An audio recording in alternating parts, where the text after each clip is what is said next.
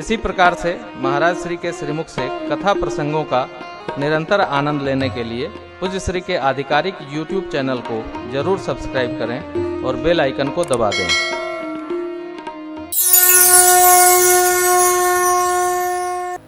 सत्यकेतु महाराज, जिनका केतु, रथ का केतु सत्य के दंड के भरोसे लहराता रहता था, ऐसे सत्यकेतु महाराज कैकेयी नरेश, उनके दो पुत्र हुए, प्रताप भानु, अरिमर्दन। विशेष सचिव धर्म रुचि, जिसकी धर्म में ही रुचि थी, महाराज महात्मा राजा प्रताप भानु को नाना विधि धर्म में संयुक्त कराकर व्यवहार कर। देखो, धर्म में रुचि होना एक अलग पक्ष है और धर्म में व्यवहार करना एकदम अलग पक्ष है।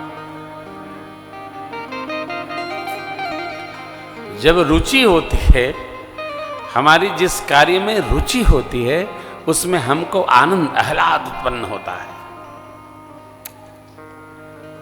हम सब गांव के लोग हैं। बचपन में मैंने सुना है, दो भगवान की कथा घर घर होती है, एक सत्यनारायण भगवान की, एक त्रिलोकीनाथ भगवान की। यह कथा घर घर चला करती है। इन दोनों कथाओं में बहुत कम लोग होते हैं जो पूरी कथा जाकर श्रवण करते हैं। गांव में नाऊ भैया, बारी भैया, मैया, दैया सब बुलाने आते हैं। आदमी जाता कब है? जब चौथा शंख बजता है, तनी गिलास दिया हो, का करब गिलास, तई चरणामित ले आवे। कुल कथवा चरणामिते में बसल बका। कथा से श्रद्धा नहीं है, पंचामृत में श्रद्धा है। ये भी ठीक है, परंतु जिसकी रुचि होती है वो श्रद्धा पूर्वक बैठकर कथा श्रवण करता है, क्योंकि भगवान की जो कथा है, भगवान शालग्राम जी का षोडशोपचार, पंचोपचार पूजन ही मूल कथा है। यदि साधु वैश्य ने नहीं किया, बाद में किया, यही लकड़हारे ने किया, उल्का मुख राजा ने किया, इतनी कथा है। ये सब स्कंद पुराण में वर्णित है। इति श्री स्कंद पुराणे रेवा खंडे। हाँ पंडित जी,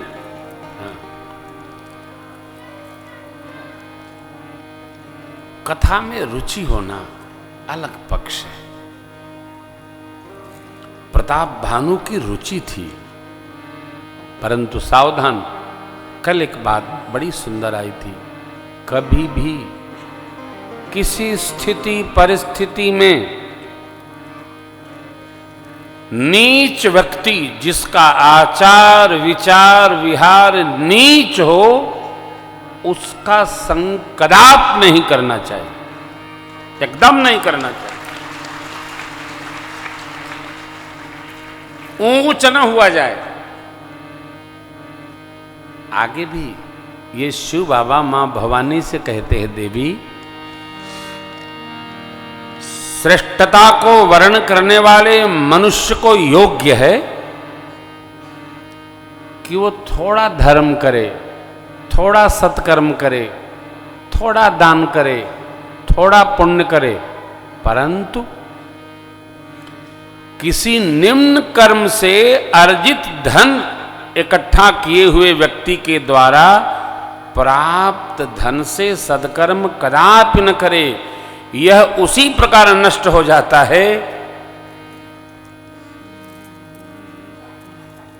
जैसे भीगे हुए कंडी पर आग रखकर उसको जलाने का प्रयास करने से अग्नि भी अपने आप बुझती चली जाती है, वो दग्ध होने का नाम लेती नहीं है। सावधान, धन की भी सुंदर गति है।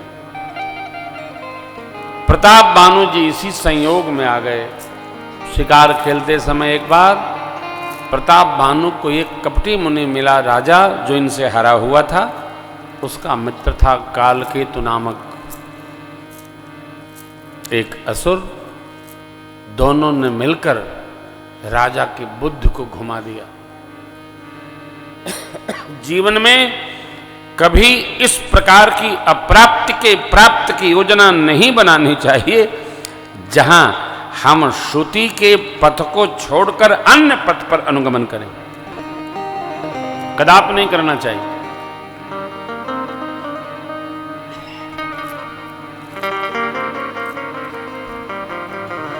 देखिए तो मुस्कुराइए, कहिए मत।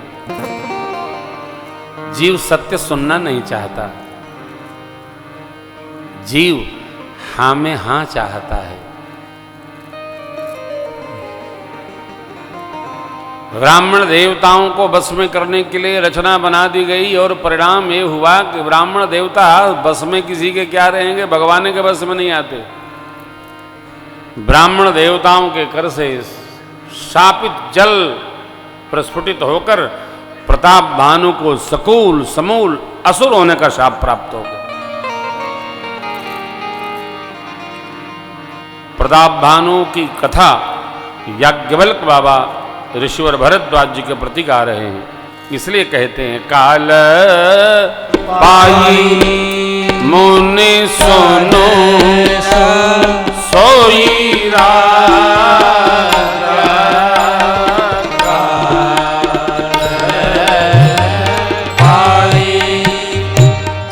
मुनि सुनो सोई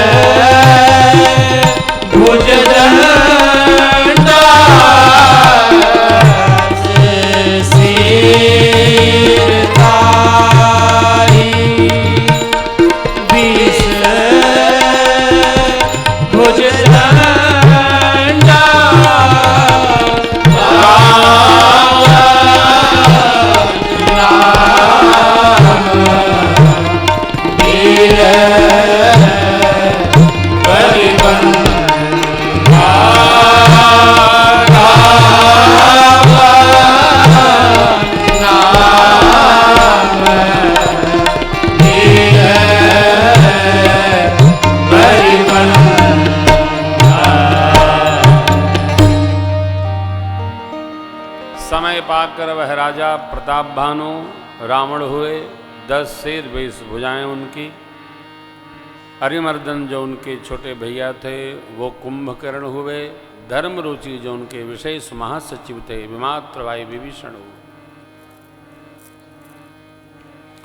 विश्वामुनि की संतान इन सब की मां का नाम केकसी था। बाबा इसका वर्णन नहीं करते।